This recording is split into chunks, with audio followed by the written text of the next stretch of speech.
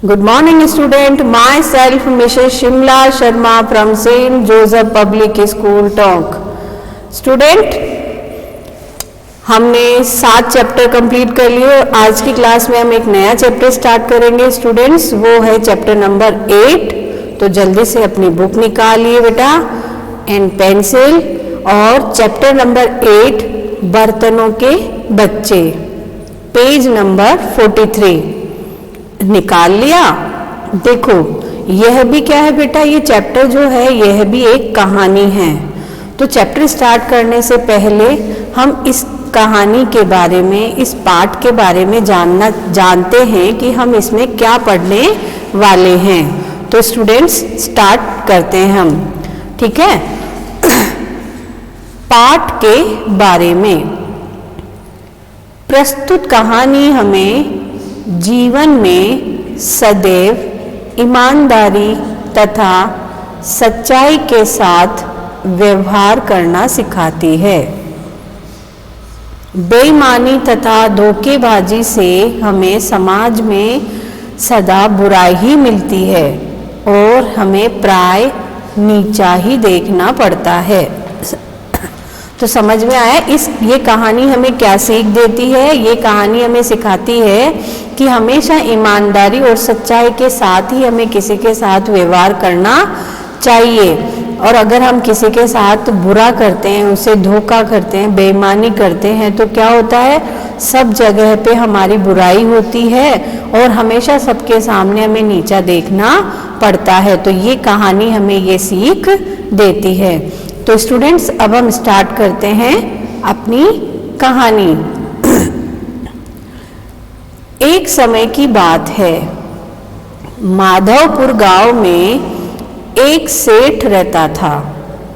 उसे नए नए बर्तन इकट्ठे करने का बहुत शौक था।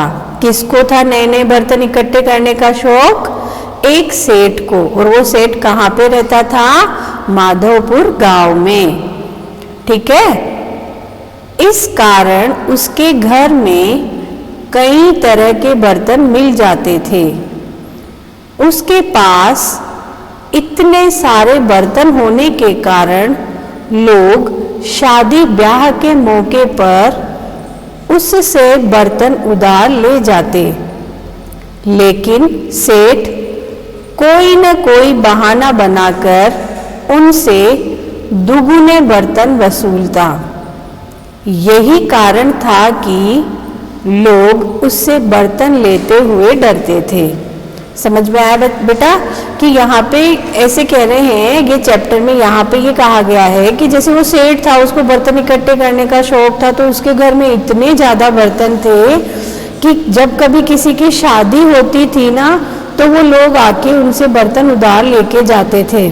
तो सेठ क्या करता था, जब वो बर्तन वापस करते थे तो कोई ना कोई बहाना बना करके उनसे दुगुने बर्तन वसूलता था। तो उनके इसी व्यवहार के कारण लोग उनसे बर्तन लेते हुए डरने लगे। एक बार हरीश नाम के एक बूढ़े किसान ने अपने घर पर एक उत्सव का आयोजन किया। उस उत्सव के लिए वह सेठ से कुछ बर्तन उधार ले गया। कुछ दिनों बाद जब वह बर्तन वापस करने सेठ के पास पहुंचा तो सेठ ने बर्तनों की गिनती करते हुए कहा, ये बर्तन तो ठीक है, लेकिन इनके बच्चे कहाँ हैं? यह सुनकर हरीश भौचक्का रह गया और बोला, सेठ जी, भला बर्तनों के कहीं बच्चे होते हैं?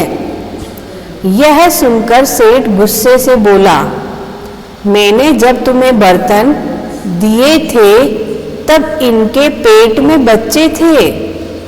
उन सबका जन्म तुम्हारे घर में हुआ होगा। जाओ उन बच्चों को लेकर आओ, नहीं तो मैं तुम्हारी सारी जमीन जब्त कर लूंगा।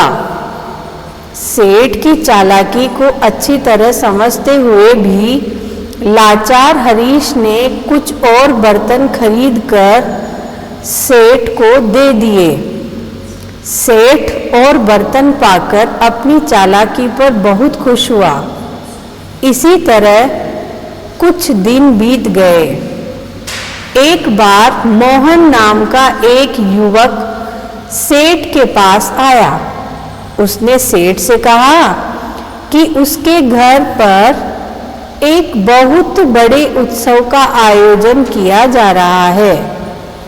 उसने सेठ से उसके सारे बर्तन उधार मांगे। सेठ ने उसे खुशी खुशी सारे बर्तन दे दिए, क्योंकि उसे पूरी उम्मीद थी कि वह मोहन से बाद में दुगुने बर्तन ऐंठ लेगा। धीरे धीरे कई महीने गुजर गए, लेकिन मोहन सेठ के बर्तन वापस करने नहीं आया।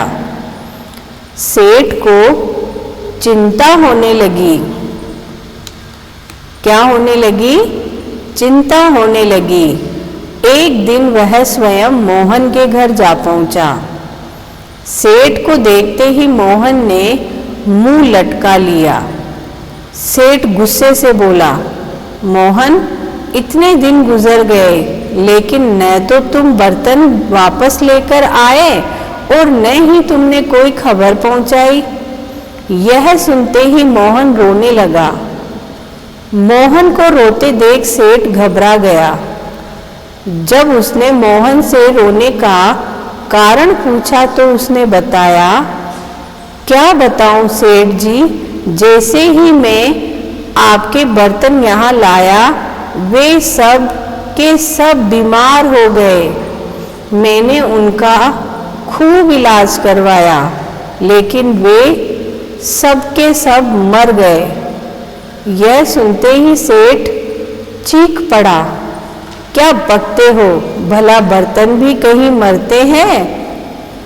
मोहन ने तपाक से जवाब दिया, सेठ जी, जब बर्तन बच्चे पैदा कर सकते हैं तो मर भी सकते हैं। अच्छा जवाब दिया ना उसने।